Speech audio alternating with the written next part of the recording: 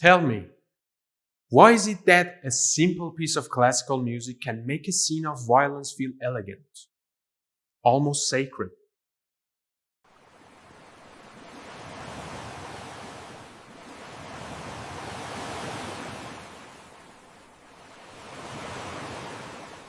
The first time a classical piece ever struck me, I was just a kid. I didn't know much about the world. I didn't know about responsibility, or how society works, or how cruel reality can be. I was just busy playing games with my friends, living without questions. And then one day I remember, I booted up Hitman Blood Money, and there it was.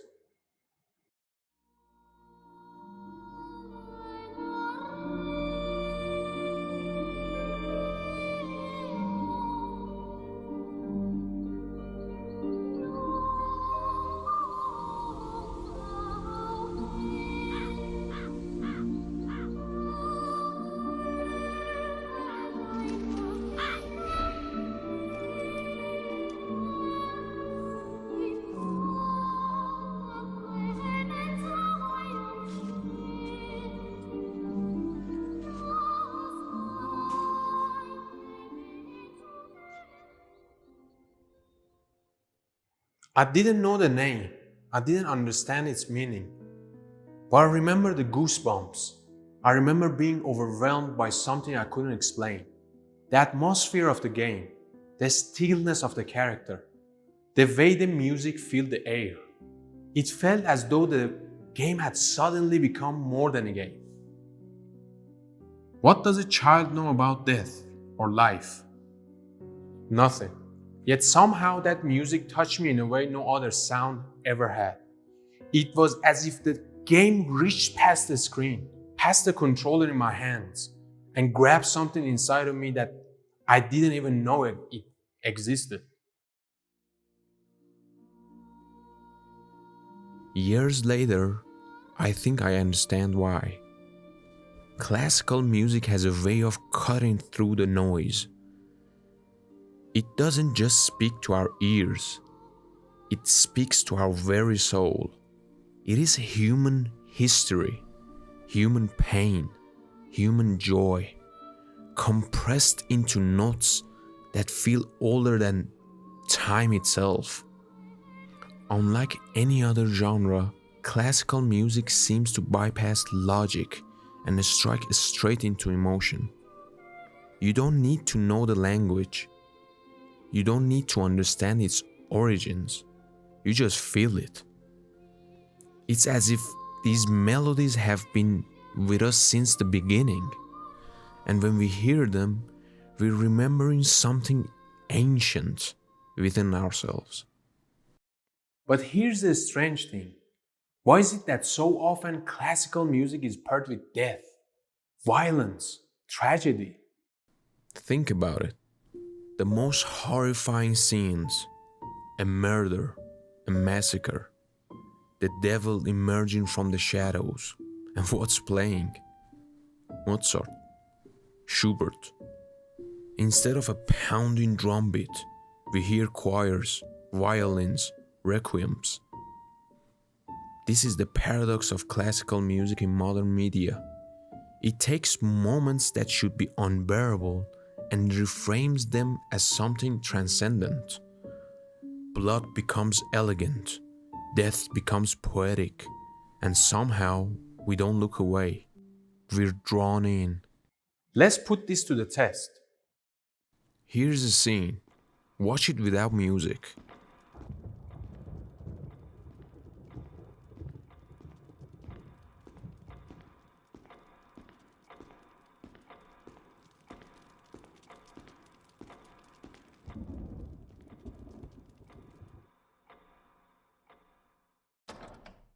What do you feel? Flat, cold, just action on a screen. Now let's rewind, this time with Debussy's Clair de Lune.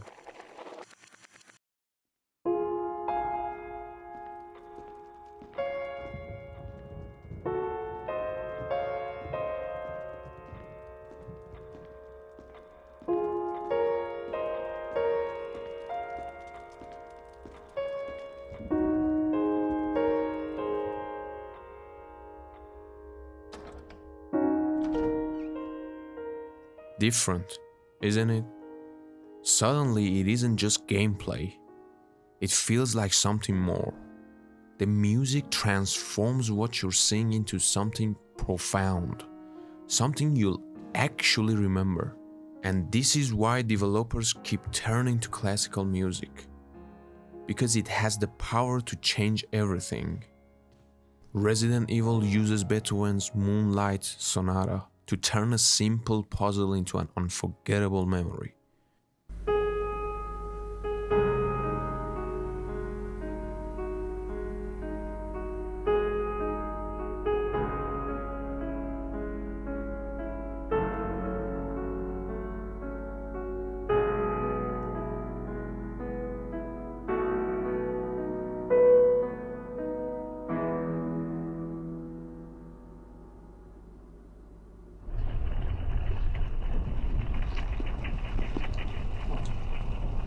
You weren't just pushing blocks or opening doors. You were practicing in something haunting and eternal. The Evil Within 2 used Debussy's Clair de Lune not for horror, but for serenity. In a game drenched in nightmares, this one piece gave the player a moment of peace, What a pleasant as if surprise. reminding them of their Welcome own back. humanity. You again? How are you here? I could ask you the same question. Regardless, it's nice to see a familiar face. Even if that face has seen far too much. You look tired, Detective. I can help you get back in shape. Just like before. BioShock Infinite layered Mozart's Requiem into its twisted Americana world. Suddenly, Colombia didn't feel like a city in the sky. It felt like a cathedral, a place where beauty and horror coexist.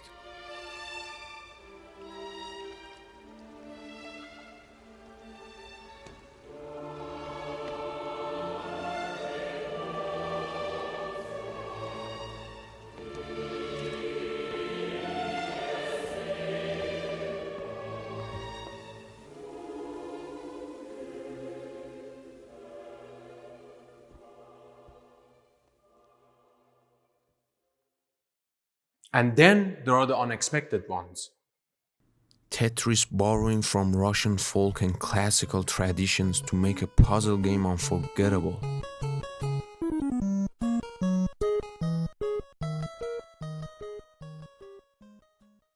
Eternal Sonata, a game built entirely around the works of Frédéric Chopin, proving that classical music can be the word itself, not just a soundtrack. Even in unexpected places, classical music sneaks in. So what is it about this music? Why does it move us so deeply?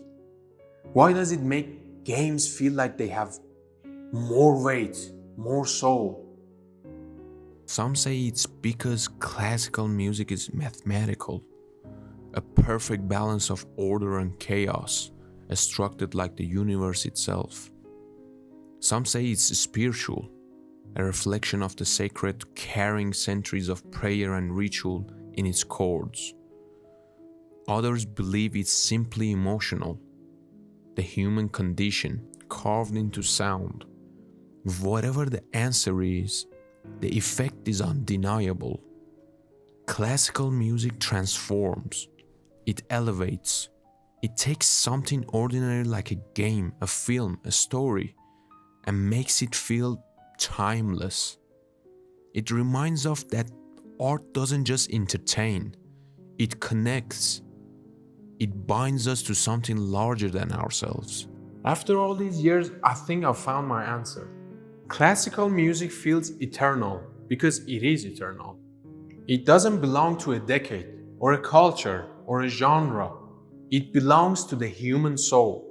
When a game uses it, the game itself transcends its medium. It's no longer just pixels or just story. It becomes art.